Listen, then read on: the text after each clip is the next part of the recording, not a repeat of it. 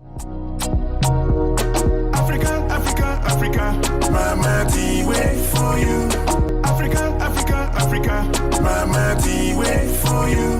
Africa, Africa, Africa, with her eyes wide. Welcome everybody, welcome to the Celebrate Africa TV show. This is the first edition, the Celebrate Africa TV show. It's a TV show that celebrates Africa and Africans making a difference in their communities. Today on the show, we're going to be talking to some very talented, inspiring Africans from different African countries who are making huge and tremendous differences in their communities. They're putting smiles on people's faces, they're transforming lives, and they hope to do so much more. Africa, Africa, Africa, Mama T wait for you. Welcome back, ladies and gentlemen. If you're just joining us, you on the Celebrate Africa TV show. We're just so excited to have you. On this show, we talk to Africans, amazing Africans, outstanding Africans, those ones that are doing things that impact their communities and change lives. Right now, we're going to be talking to this amazing woman. She comes from two great African nations, Uganda and Tanzania. But today on the program, she will be telling us about some of her works. She focuses on working with newborns, adolescents, and especially mothers. Let's meet her right now, and she's Tausi Suedi. How are you? I'm well. How are you? I am excellent. Thank you so much for accepting to be part of us today. It's a blessing to be here. Tell me a little bit about you. Tausi. Tausi is a Swahili name. It means the peacock, the beautiful bird. That's what Tausi means. And I am the co-founder and the CEO of Childbirth Survival International, an international nonprofit based in Baltimore, Maryland, that focuses on reaching the unreached with health services and information. Our work focuses on helping mothers survive pregnancy and childbirth. As you might know, in many African countries and also some parts of Asia, women die giving birth for reasons that are very preventable. So the work that we do, we save lives, essentially. We work with midwives to make sure that they're providing quality services to these pregnant women. We work with adolescents, especially the girl child, to make sure that she goes to school, she stays in school, and she goes post-secondary and avoid teenage pregnancies, HIV, and all these other burdens that tend to affect adolescent girls when they're still young. Wow, this must certainly be a very tedious, venture for you to be involved in that, especially given the health infrastructures that we have in Africa. How do you manage that? We go in knowing that these communities are underserved. They don't have the strong healthcare systems or infrastructure that is desirable or that would be ideal in order to push some of these efforts forward. So what we do is we work with what's there. So we go to a health facility, and however it is structured at that time, we figure out where are the gaps and we try to address those gaps. One of the major gaps that we have seen in health facilities has been lack of medical supplies. So basic medical supplies, things like gloves and cotton and placenta bags, things that are very basic that should be in health facilities are often lacking. And then families have to buy these medical supplies. And these are families that are already poor. A lot of them living on less than $2 a day, they cannot afford to buy medical supplies that are worth $10 or $20. So the work that CSI has been doing to date, over 300 women have benefited from the program called Saving Lives at Birth. And we purchased these childbirth kits from a company based out in Chicago, and we ship them out to where they're needed. So far, we've done this in Tanzania and Uganda, and we give them to the pregnant women. And that also empowers them to go to live in a hospital. And then we train the nurses and midwives on the contents of these childbirth kits. So they understand how to use them, and they're able to provide the services and help mothers survive. How do you make sure that the right people get access to these kits? Childbirth Survival International has a mantra, and that is reaching the unreached. And when we say reaching the unreached, we are reaching the unreached. So the example that I gave you of the pregnant women, they are getting these childbirth kits. Unlike giving them to the hospital, to the government, to the nurses and midwives, for the women to go and then be charged for what we have given for free essentially doesn't fit the purpose. So we give them to the pregnant women, and then that empowers them. So that has reached them.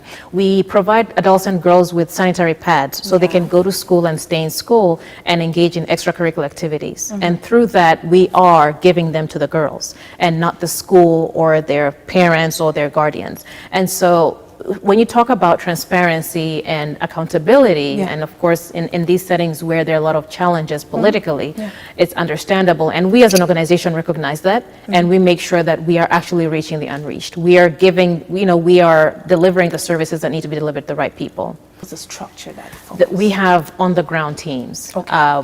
We believe in empowering people. Okay. There are people in Africa, educated, talented, resourceful, and so we recruit, people from within the communities who are passionate about the cause, who also believe in the cause of CSI, and they become the champions in terms of the interventions that we're implementing on the ground, saving lives at birth, training nurses and midwives, reaching out to youth, keeping them healthy, alive, and informed, especially where you have high rates of HIV and AIDS going around, helping the girl child go to school, and we work a lot with communities. For you to do something like this, it must have come from a place of passion.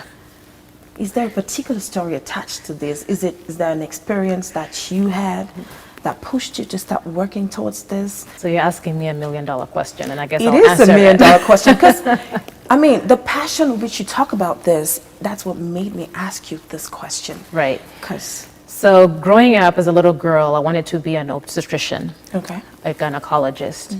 And through our international travels when we're young, I never quite understood when we would travel from certain parts of the world and then would go to, let's say, Tanzania and Uganda to visit family. And you see kids without shoes. You go to hospitals and people on the floor, and it never quite clicked. And as I grew older, I got to understand the inequalities and the inequities in different societies. And I ended up veering off the medical to the public health side, realizing that more work needed to be done in the public health space.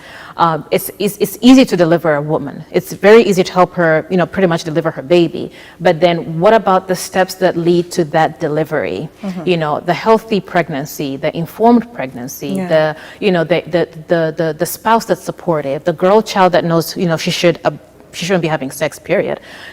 She should know what menstruation is. She should go to, so there are a lot of challenges on the back end before people actually get to the hospital.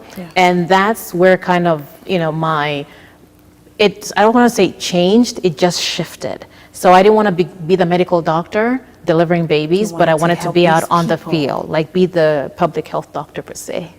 how has that experience been so far? It's been 12 years.